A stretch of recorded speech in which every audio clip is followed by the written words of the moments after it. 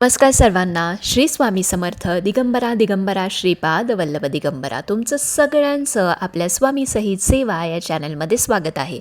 एक विनंती आहे की आमचे जर व्हिडिओज तुम्हाला आवडत असतील तर प्लीज लाईक, शेअर आणि सबस्क्राईब करायला विसरू नका.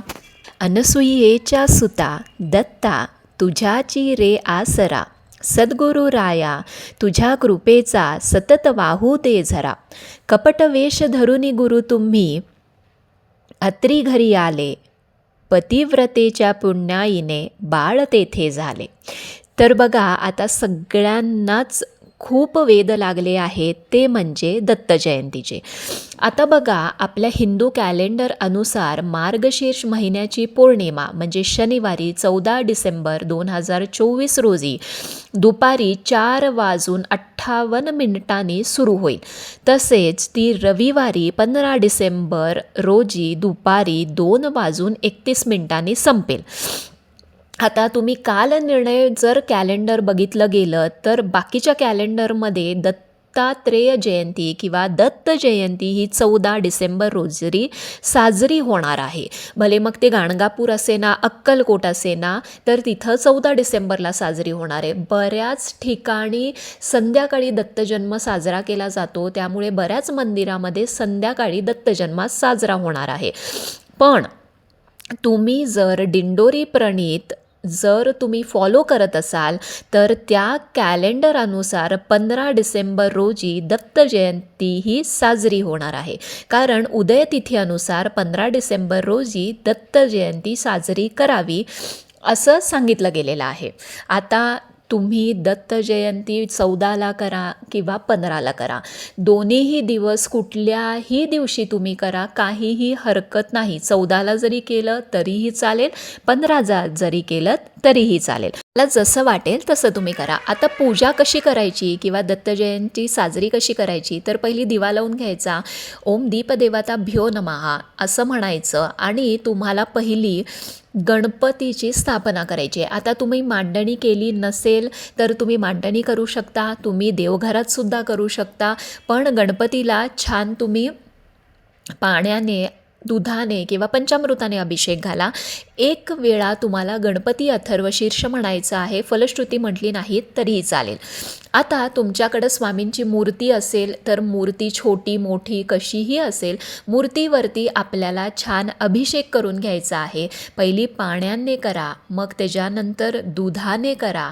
आणि बघा, आता मी काय करते, मी दर गुरुवारी किंवा असं काही दत्त जयंती असेल, स्वामी पुण्यतिथी, स्वामी जन्म असेल, तेव्हा मी उठण्याने स्वामींना अभिषेक करते. आता बघा, स्वामी कायम जेव्हाही आंघोळ करायचे तेव्हा त्यांना उठणं आणि हिना अत्तर हे अतिशय प्रिय होतं.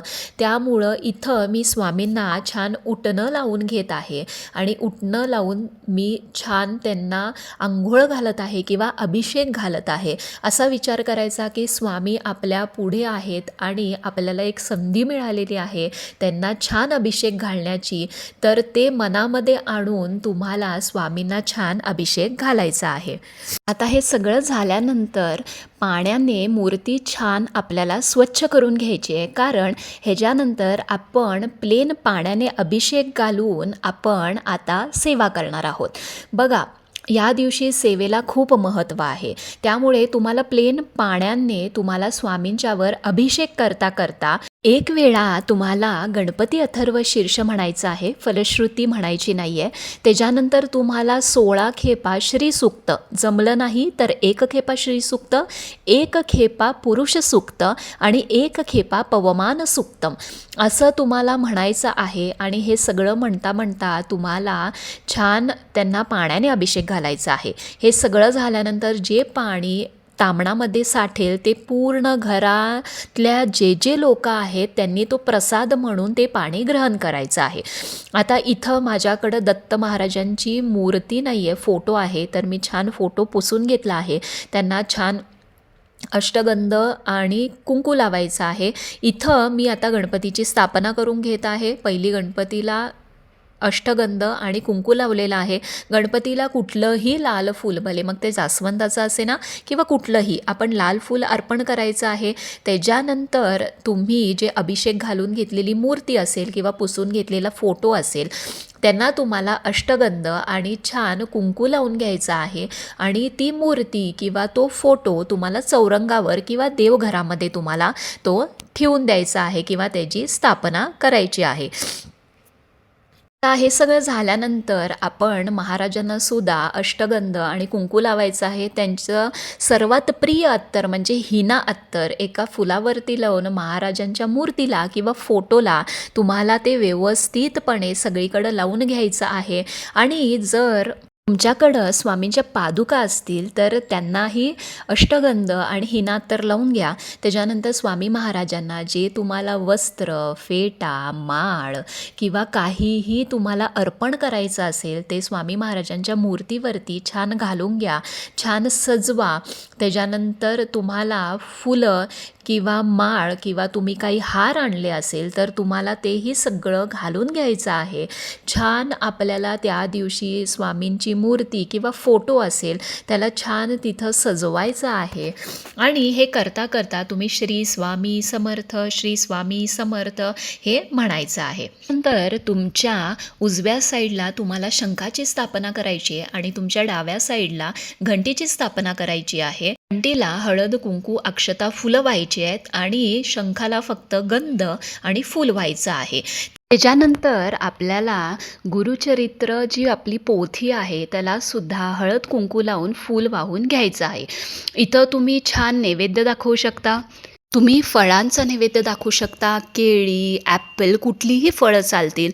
तुम्ही ड्रायफ्रूट्सचा नैवेद्य दाखवू शकता, तुम्ही बेसन लाडवांचा नैवेद्य दाखवू शकता, शिऱ्याचा नैवेद्य दाखवू शकता. तुम्ही जर जमलं नाही तर खडीसाखर किंवा दूध साखरेचा नैवेद्य तुम्ही इथं दाखवू शकता. हे सगळं झाल्यानंतर तुम्हाला छान उदबत्ती आणि धूप ओवाळून घ्यायचा आहे आणि आता तुम्हाला आरती करून घ्यायची आहे. आरती करताना पहिली गणपती बाप्पांची आरती, त्याच्यानंतर स्वामींची आरती. मग तुम्ही कुठलीही जी तुम्हाला आवडते ती म्हणा. मी जनरली मला जी आवडते ती म्हणजे जय जय सद्गुरु स्वामी समर्था, आरती करू गुरुवर्या रे, अगाध महिमा तव चरणांचा वर्णायामती देया रे. आणि दत्त महाराजांची आरती जी मी करते ती म्हणजे त्रिगुणात्मर्थ मूर्ती दत्त हा जाणा, त्रिगुणी अवतार त्रैलोक्य राणा. ही आरती करून घ्यायची आणि एक देवीची आरती तुम्ही करू शकता. बरोबर 12:15 वाजता गुरुचरित्रामधील तुम्हाला 4था अध्याय तुम्हाला 42 ओवींपर्यंत वाचायचा. म्हणे अतिथी बाळे माझी, असं जी लाईन आहे म्हणजे जी 42 जी ओळ आहे, 42वी जी ओळ आहे तिथपर्यंतच आपल्याला वाचायचं आहे. आणि त्याच्यानंतर छान परत हळद कुंकू आणि अक्षता आणि त्याच्यानंतर फूल घालून त्या पोथीची आपल्याला पूजा करायची आहे. पोथीला परत तुम्हाला धूप, दीप आणि त्याच्यानंतर तुम्हाला उदबत्ती दाखवायची आहे आणि नमस्कार करायचा आहे. आता बघा तुमच्या पहिल्या ज्या आरत्या आहेत त्या साधारण 10-10:30पर्यंत तुम्ही सगळ्या करून घ्या, पूजा करून घ्या. आणि 12:15ला हा जो तुम्ही अध्याय वाचणार आहे त्याच्यानंतर 12:39 आपल्याला दत्तजन्म हा साजरा करायचा आहे. तेव्हा तुम्हाला 3दा तुम्हाला छान दत्तांचं नाव घ्यायचं आहे. मग तुम्ही गुरुदेव दत्त, श्री गुरुदेव दत्त, श्री गुरुदेव दत्त असं म्हटलं तरीही चालेल. आणि ह्याच्यानंतर तुम्हाला परत गणपती बाप्पांची आरती, स्वामींची आरती आणि दत्त महाराजांची आरती किंवा नुसतं दत्त महाराजांची जरी आरती तुम्ही केली तरी काहीही हरकत नाही. परत तुम्ही छान उदबत्ती, धूप आणि आरती हे सगळं करून घ्या. आणि ह्याच्यानंतर तुम्हाला ज्या काही आणि दत्त महाराजांच्या ज्या काही सेवा करायच्या असेल म्हणजे काय तुम्ही काय करू शकता तर तुम्ही 14वा अध्याय, 13वा अध्याय, 18वा अध्याय हा वाचू शकता किंवा संक्षिप्त गुरुचरित्र 1 ते 7 वाचू शकता. किंवा तुम्हाला ह्या दिवशी दत्त जयंतीच्या दिवशी तुम्हाला पूर्ण स्वामीचरित्र सारामृत 1 ते 21 अध्यायपर्यंत वाचायचे आहेत. किंवा तुम्ही दत्त बावनी ऐकू शकता किंवा दिगंबरा दिगंबरा श्रीपाद वल्लभ दिगंबरा हा एकमाळ जप करू शकता. त्याच्यानंतर ओम द्राम चिरंजीविने नमः हा एकमाळ जप करू शकता.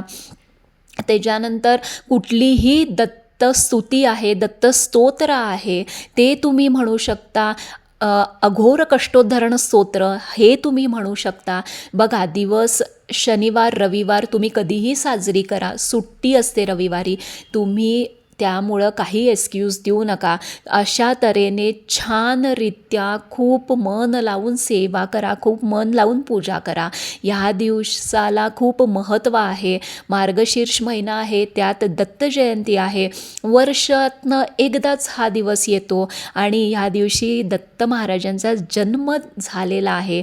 त्यामुळे ही मार्गशीर्ष पौर्णिमा खूप महत्त्वाची आहे. त्यामुळे हा तुम्ही अजिबात चुकवू नका आणि अशी साध्या आणि सोप्या तऱ्हेने दत्त जयंती ही साजरी करा. ह्या दिवशी मठात केंद्रात जायला विसरू नका.